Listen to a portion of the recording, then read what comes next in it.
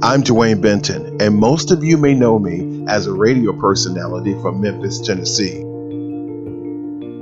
But did you know that I'm also an ordained minister, a caregiver, and that I'm living with congestive heart failure? But that's not the end of my story. Come with me on this journey of healing, hope, self-discovery, and encouragement. But be warned, I'm going to expose you to the good, the bad, and even the ugly. My name is Dewayne Benton, and I'm mending a broken heart.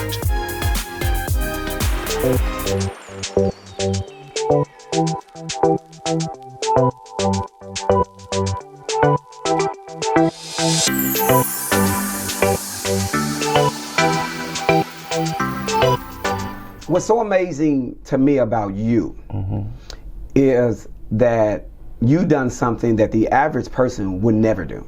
I don't even think I do it, to be honest with you. Okay. And the conversation that we've had, you had like an Abraham journey. You went somewhere that God told you to go and you had no idea about it. So that's what I want to talk about, because I think that a lot of us are on journeys right now that we missed because of fear. Yeah. And I want you to talk about that first time you went, and of course you came back. But I want to talk about that, because that part is like the nugget. Because we do go places and we get afraid and we come back, but you went back and you completed it. So let's talk about the first time when you went back and how it all began. Okay. Let's go to 2013. Okay. 2013, my father died. Okay.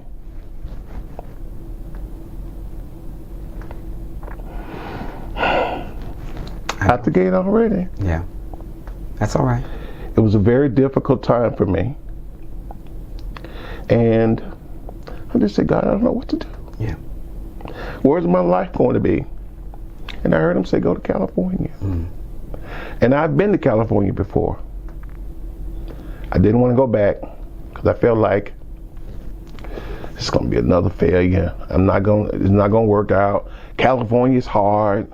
Trying to find help and trying to find people to connect with, and I just couldn't make it happen. But you know what I realized and why it didn't happen?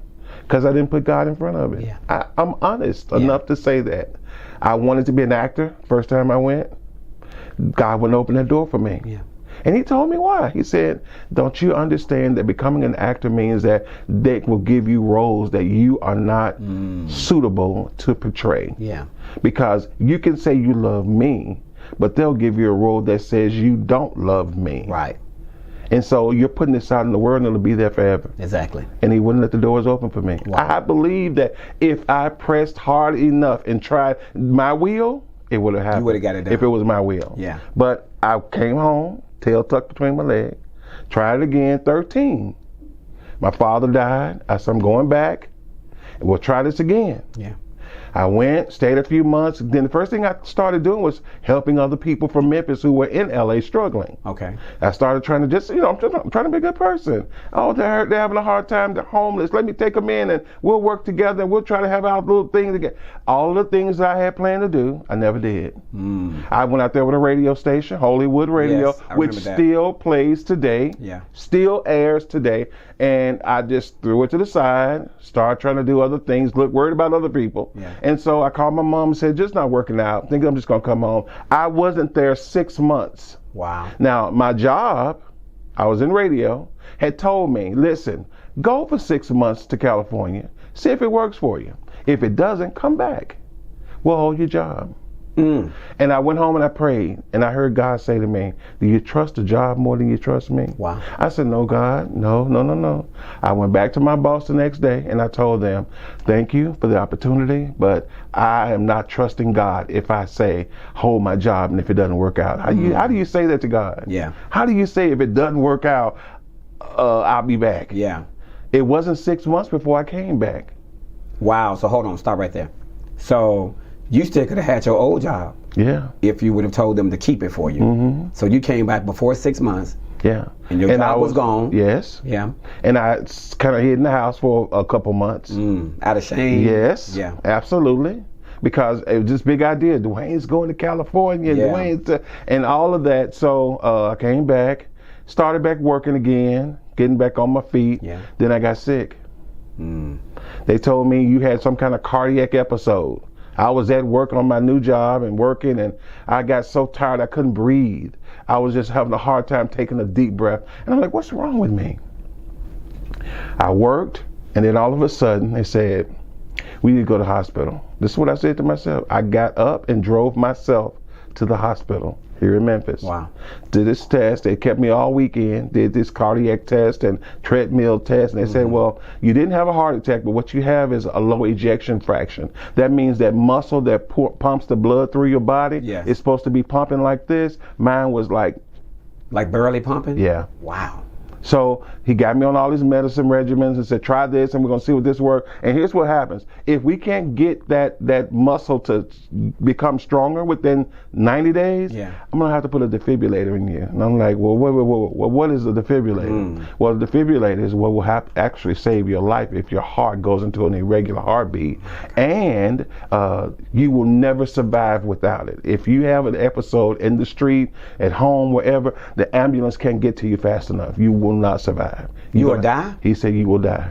The minutes that it will take them to reach me, it's going to do the brain damage, because it's not going to be flowing to the brain. All of that's going to happen. And he said without the defibrillator, which is actually going to shock me and make it start back pumping again. Without that, you won't survive. This is what he told me. So it was like all this, and so I'm like, wait a minute. That's a lot. I'm like, okay, God, hold on. What's going on here? Now, I haven't turned from God. I never left God. I didn't say, God, why didn't this work? I knew exactly why I didn't, because I was disobedient. I didn't follow the instructions. A lot of us are not going to admit that. A lot of us are afraid to just say, God, I messed up. And not only say it to God, but just say it to those who are close to you. Wow. I messed up. I didn't do what you told me to do. I understand that. So here I am now. I'm in Memphis. I'm working. I'm trying to get my life back together. I got after the medicine didn't work, they had to put this thing in my chest. It's right here. It sits right here in my chest. Is it up under your skin? It's under my skin. Okay. And it has never to this day gone off.